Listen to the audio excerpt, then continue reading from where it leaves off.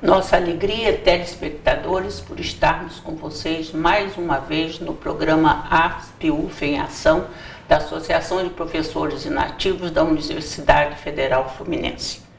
Nosso tema de hoje é um novo olhar sobre a adolescência. E nós convidamos para falar desse assunto tão importante a professora Lúcia Moisés. A professora Lúcia Moisés foi nossa colega na Faculdade de Educação da Universidade Federal Fluminense, da qual ela é ex-professora. É escritora na área de Psicologia da Educação e tem, assim, uma atividade muito intensa junto com jovens, enfim, junto com adolescentes, junto com até pessoas de idade, né, no movimento espírita brasileiro. Então, ela nos vai falar sobre essa sua experiência com jovens. E nós começamos a nossa entrevista perguntando, professora, quando nós estudamos, né, se dizia que a adolescência estava ligada assim, a uma explosão de hormônios, que a isso se devia todos os problemas existentes. Isso ainda é uma verdade ou as coisas mudaram?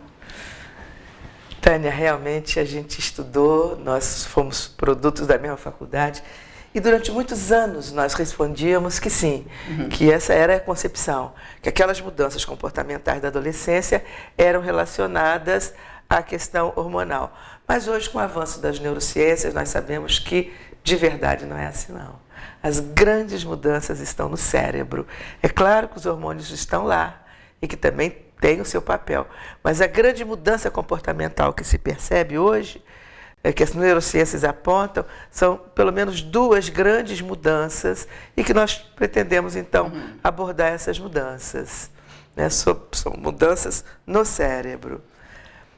A primeira mudança é que entre o final da infância e o início da idade adulta, ou seja, exatamente no momento da adolescência, o cérebro passa por uma limpeza sináptica, ou seja, todas aquelas sinapses que não foram usadas, que não estão sendo usadas, elas vão desaparecer e, com isso, dá espaço, dá lugar para novas conexões, novos conhecimentos. Isso é uma transformação que vai ter consequências muito claras e muito diretas mais adiante, porque nesse momento também está ocorrendo a mielinização do córtex cerebral. Você já estudou sobre mielinização, com certeza, não? Mas eu gostaria de saber um pouco mais, professor, e os nossos telespectadores também. Pois é, os neurônios têm nos seus axônios bainha de mielina. E essa bainha de mielina, ela se vai mielinizando áreas e áreas e áreas do cérebro e que vão causando uma mudança muito intensa no comportamento. Então, quando nós nascemos, nós já chegamos com a área, por exemplo, motora mielinizada, aí a criança já tem todo um aparato de desenvolvimento motor tranquilo. Mas, à medida que vai crescendo, isso vai chegando a outras áreas. E a mielinização, bem intensa, é na fase realmente, quando ela chega na fase da adolescência. É interessante a gente ver o seguinte, o Piaget, quando escreveu, ele não sabia disso, e ele bate exatamente naquilo que hoje as neurociências falam, que o pensamento abstrato, ele chega em função da mielinização do córtex cerebral. Então, quando a criança ainda estava muito no concreto, é porque aquela área não estava mielinizada. Então, junto com a mielinização e essa questão da limpeza sináptica, nós vamos ter agora um adolescente muito diferente, com um cérebro muito diferente do cérebro da infância. Então, por exemplo, aquele pai que fazia coisas erradas na frente da criança, dizer que não está quando está em casa, avançar um sinal, muitas vezes até dar um dinheiro para um guarda para passar despercebido dentro de uma situação de multa. Tudo isso a criança vê, mas não fala nada. E chega um determinado momento, lá pelos 12 anos, quando ele vai punir o filho por um ato desleal, o filho vai dizer, mas vem cá, você fala mentira, você faz isso, você faz aquilo. E o pai diz, meu Deus, mas ele agora está tão rebelde. O que é isso? Simplesmente, o cérebro está ganhando mielinização, os neurônios estão sendo mielinizados, isso dá uma rapidez de raciocínio e uma direção maior, de forma que aqueles fatos que estavam lá desconectados uns dos outros, ele agora é capaz de pegar aqueles fatos todos, relacionar com a situação presente e devolver para o pai. Então, essa questão, ele é rebelde. Bom, ele antes não tinha um equipamento capaz de responder. Então, nós vemos isso. E o grande problema que nós percebemos em relação a essa questão da mielinização, Tânia e os nossos espectadores, é que, havendo agora uma limpeza no cérebro, sobra espaço. E espaço para quê? Você tem uma ideia do que possa ser esse espaço? Não tenho uma ideia, mas espaço, né? E diante de um mundo tão diferente, diante de um mundo com tantas excitações, com tantos incentivos, né? Exato. O que é que ele vai poder escolher? Que tem hoje, por exemplo, no mundo digital, ele pode ocupar esse espaço com essas novas informações. E é isso que acontece. Então, a gente percebe o quanto que ele se apaixona e vive em torno dessas novas tecnologias. Enquanto o assunto está ligado à questão de querer saber mais, o sentido da vida, de filosofar, de entender o porquê que está aqui, isso tudo muito tranquilo. Só que também sobra espaço para convencimento de coisas erradas. Exemplo de que se usar droga não vai acontecer nada, que não custa nada experimentar, ou que isso é muito bom, e que, enfim, são novas experiências e que, se existem pessoas capazes de argumentar, ele também é capaz de absorver essa argumentação, de contra-argumentar. Então, se torna presa mais fácil do que a criança, porque ele percebe que ele tem essa velocidade de raciocínio, ele tem essa direção, ele é capaz de contra-argumentar o tempo todo, e isso lhe dá muita segurança. Então, um dos argumentos, qual é o principal argumento que o jovem, quando ele quer experimentar, ele se acha? Por exemplo, comigo não vai acontecer nada. Comigo não, os outros é que vão ficar na dependência. Comigo não acontece nada. Então, essa é a nossa principal preocupação hoje, enquanto educador, é para dizer o seguinte, esse espaço, que bom que existe, ele deveria ser ocupado com coisas que sejam produtivas. É a hora, por exemplo, que eles estão se encaminhando para fazer o exame do Enem, para entrar numa universidade. Que bom que tem espaço para novas sinapses, para novos conhecimentos, e vai entrar com muita facilidade. E é uma coisa que a gente muitas vezes não entende, é porque que a gente esquece coisas que foram ensinadas lá atrás e que diz, por exemplo, coisas muito simples, o máximo divisor comum. Eu me lembro do professor Paulo Campos, que dizia, né, isso não serve para nada.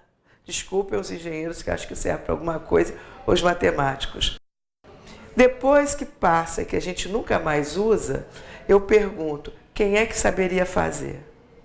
Quem que sabe extrair uma raiz quadrada de um número grande se nunca mais voltou a fazer?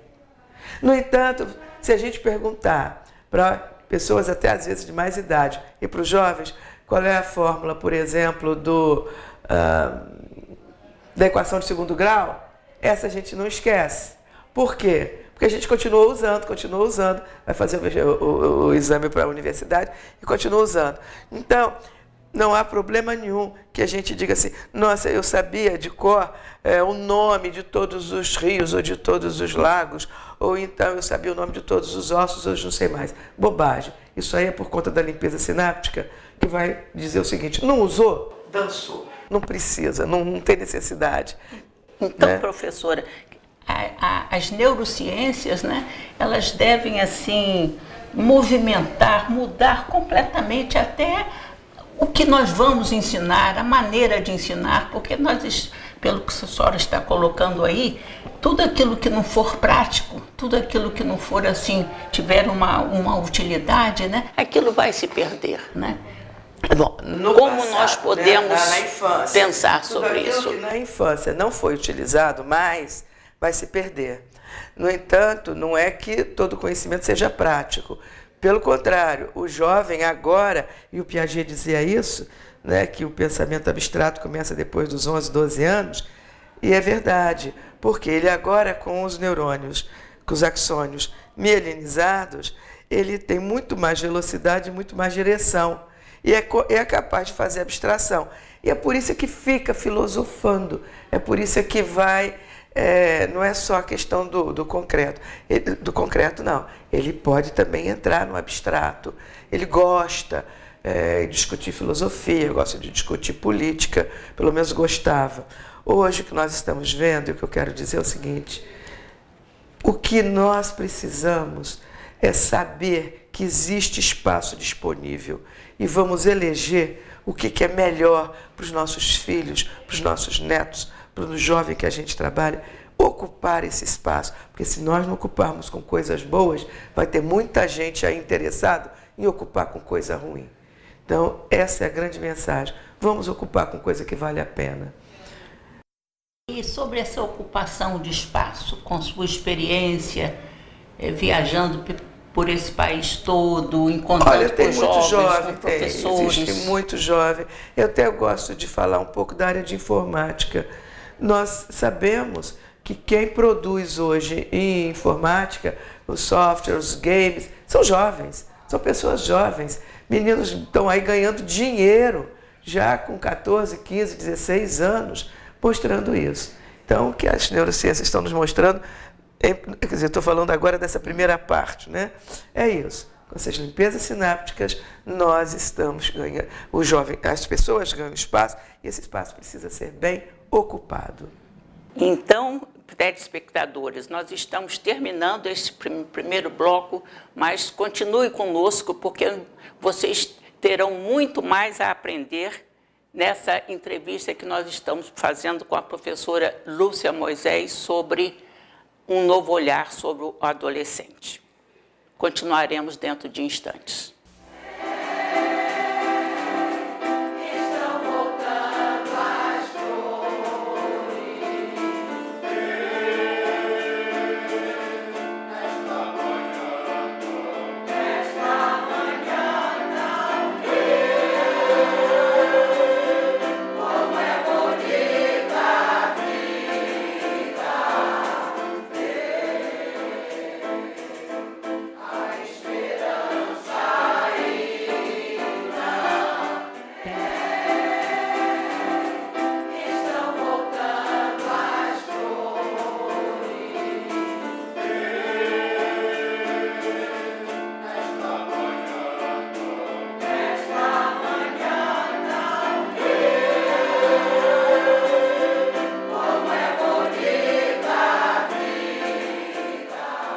Neste segundo bloco do programa ASP-UF em Ação, da Associação de Professores Inativos da Universidade Federal Fluminense, continuaremos entrevistando a professora Lúcia Moisés sobre o interessantíssimo tema Um Novo Olhar sobre a Adolescência. E, continuando a nossa entrevista, nós queríamos que a professora agora nos falasse a respeito daquela segunda mudança, da perda dos receptores de prazer. A segunda mudança está ligada à perda de receptores de prazer.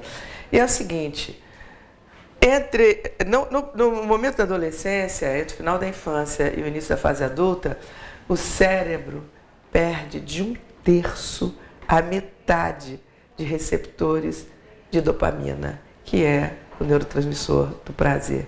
Ou seja, é muita coisa perder de 1/3 a metade de receptores de dopamina, é uma tragédia para muitos jovens. Então, o que se instala é o tédio. Porque todas as atividades rotineiras, ele não sente prazer. A criança sente prazer em qualquer brincadeira, qualquer coisa distrai. Mas à medida que ela vai perdendo esses receptores de dopamina, ela vai se instalando um tédio, uma coisa terrível. E o que é que faz sair dessa situação de prostração, de tédio, de não querer levantar da cama, de ter preguiça, de não querer ir para a escola, não querer estudar? Duas coisas, pelo menos: novidade e estímulo forte. Essa é a explicação por que é que eles gostam tanto do novo game. Tem que ter mais outro, tem que ter mais outro telefone, coisas novas. Por que tem que olhar toda hora o Facebook, por exemplo? Por que tem que estar toda hora checando as redes sociais? Novidade, o que será? O que estão falando? E tem mais. Tem aí a questão do receptor de prazer, tem aí a questão da dopamina. Porque cada vez que você posta alguma coisa que as pessoas dão lá uma curtida ou fazem um comentário, joga uma descargazinha lá de dopamina e sente prazer. Então são situações que são viciantes, porque você vai querer cada vez mais, cada vez mais. E esses estímulos vão precisar ser estímulos fortes ou novidade. Daí explica-se, por exemplo, os esportes radicais. Por que que uma coisa que nós já adultos, já mais vividos, olhamos e dizemos: aquilo lá eu não vou fazer não, aquela montanha-russa, Deus me livre, aquilo lá vai ser uma tragédia para mim. Mas ele vai querer fazer rapel, por exemplo, que a gente sabe que são coisas que vão estimular fortemente e que vão dar essa tal descarga de dopamina, vai dar prazer. Isso é um lado. E daí? E as drogas? As drogas, pois é. A questão é que quem também dá estímulo forte são as drogas. E tem uma coisa que é cruel, que dentre as drogas, a cocaína, dentro dela, tem dopamina. Então, quando um jovem experimenta, por exemplo, a cocaína, se ele está tendo perdas de receptores de prazer, ele vai precisar de altas doses. E aí ele vai sentir, o cérebro vai jogar dopamina, ele vai sentir prazer, mas aquilo acaba. Só que nessa hora, olha como é grave, o cérebro ficou inundado de dopamina, mas ele é sábio e ele então vai diminuir a quantidade de receptores de prazer. Como que ele diz, aqui tem muito receptor de prazer, tem que diminuir. Diminui. E aí, quando ele buscar de novo, ele vai precisar de doses maiores, porque ele tem menos receptor de prazer. Então, ele vai precisar de mais dose e vai estabelecendo, então, esse círculo vicioso do qual é muito difícil sair. É grave, professora, é muito grave. É grave. De que tratamento precisa? Como cuidar? Pois é, como essa tratar? É uma situação que precisa... O ideal seria não entrar. O ideal seria que todo mundo entendesse esse processo. Mas nós sabemos que na adolescência nós temos mesmo a síndrome do super-homem, aquela síndrome muito conhecida de que diz que comigo não vai acontecer nada, acontece com o outro, estou limpo, não vai acontecer, mas acontece. E nós não sabemos se a pessoa, porque é genético, nós não sabemos se ela teve uma perda muito acentuada ou uma perda menor. Aqueles que tiveram perdas menores conseguem, com tratamento, com ajuda, sair. Aqueles que tiveram perdas dramáticas, perderam mais da metade ou metade dos receptores de dopamina, quando entram nessa situação, a recuperação é extremamente difícil. Então precisa de tratamento psiquiátrico, tratamento com drogas médicas mesmo, com medicamento, para combater, porque agora isso já está dentro da sua corrente sanguínea, isso faz parte, eu diria, é uma situação que envolve toda a sua parte biológica. E muitas vezes a gente quer tratar como se fosse uma fraqueza, uma falta de força de vontade. Não se trata só de força de vontade. Claro que precisa de força de vontade para sair, mas é muito complicado. Então, precisa do tratamento especializado e, sobretudo, de apoio da família. Porque quando a família descobre, coloca essa criança ou esse jovem na rua, aí fica realmente muito complicado a recuperação. O que uma família poderia fazer? Um pai, uma mãe, um irmão mais velho, que percebesse alguma coisa de um jovem nessa situação? Olha, eu sou de opinião que a gente deva ser muito franco, que deva, dentro de casa, ter regras muito claras, em termos de, por exemplo, enquanto você estiver na minha casa, eu vou ver sim o que você está trazendo, você vai me mostrar, vamos conversar, vamos ver. Por quê? Por pior que seja a invasão de privacidade, eu sei que isso é um tema polêmico, mas por pior que seja a invasão de privacidade, o preço que se paga por uma vida que às vezes se destrói tão cedo é tão alto que talvez seja preferível enfrentar a briga, enfrentar o estresse dentro de casa, a perder um filho. Então eu acho que é isso. Agora, existem formas muito interessantes de evitar que entre, ou mesmo nesses casos iniciais em que você consiga, com tratamento, recuperar. E é isso que eu tenho visto no Brasil. Esse é um trabalho que eu tenho vivenciado e fico muito feliz em poder dar esse testemunho. Gente que leva a garotada, o jovem, para aquilo que todo mundo sabe que funciona. Então eu tenho visto grupos de teatro com jovens que envolvem de tal maneira, que é tão prazeroso, que aquela questão da dopamina se consegue de outra forma que não a questão da droga ou de outro elemento, ou de alguma coisa mais radical. As bandas, tocar, ouvir música, trabalhar com música é outra coisa que funciona muito, é muito interessante. O esporte, mesmo o esporte competitivo, que vai fazer com que ganhe, que tenha um aplauso, que tenha vitória, tudo isso vai jogar dopamina no cérebro, são formas positivas e que nós devemos incentivar. Até mesmo a gente estava falando da questão dos games. É bom, a garotada gosta, né? Nós estamos vivendo esse momento de que a popularização. Então, se você tem limite, se você tem controle, tudo bem, isso é muito bom, isso é muito positivo. Fale mais um pouquinho sobre essa influência dessas novas tecnologias sobre os jovens, porque eles... Eu creio que existem coisas que são muito positivas, porque vão trabalhar a autoestima, além disso, trabalhar a autoestima. Mas existem estudos que estão apontando algumas situações que são preocupantes. Por exemplo, Antônio Damasio, que é um dos mais respeitados neurocientistas do mundo, que vem dando uma contribuição fantástica a esse respeito, porque ele escreve para leigos, ele vem nos dizendo, ele tem, por exemplo, 2 livros famosos, O Erro de Descartes e o outro Em Busca de Spinoza, são 2 livros que nós recomendamos a leitura. Os últimos estudos do Damasio acerca dessa questão, ele diz que o fato da criança estar sendo submetida por exemplo, ele estuda televisão, a um noticiário muito rápido, a coisas que passam numa velocidade muito rápida, que não está permitindo à criança ter tempo para entender direito as histórias, entender direito situações de sofrimento, e que isso está dificultando a construção, a sensibilização para sentimentos de compaixão. E da mesma forma para sentimentos de admiração. A gente só admira e só se compadece daquilo que conhece. Há outros estudos, aí por exemplo Nicholas Carr é um norte-americano, ele tem falado muito sobre a questão da simultaneidade, da velocidade, da possibilidade de interação, da multitarefa, você está o tempo todo ligado em mais de uma mídia, você está ouvindo, você está vendo, você está digitando. Eu não estou nem falando de situação de sala de aula, isso aí já é outra coisa.